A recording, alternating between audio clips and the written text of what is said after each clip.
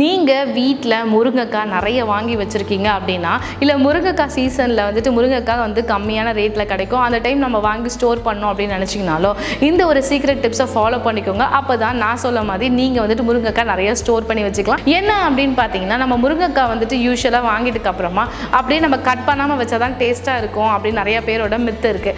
ஆனால் அப்படிலாம் இல்லை. நீங்கள் வந்து முருங்கைக்காவை வந்து பார்த்தீங்கன்னா அந்த தோல் இருக்குல்ல, அந்த தோலை வந்துட்டு நீக்காமல் அப்படியே கட் பண்ணி இன்ச்சஸ் உங்களுக்கு எவ்வளோ சின்னதாகவோ பெருசாக எப்படி வேணுமோ அந்த மாதிரி கட் பண்ணிவிட்டு ஒரு கிளாஸ் கண்டெய்னராகவும் இருக்கலாம், இல்லைனா ஒரு பிளாஸ்டிக் ஜார் கண்டெய்னராகவும் இருக்கலாம்.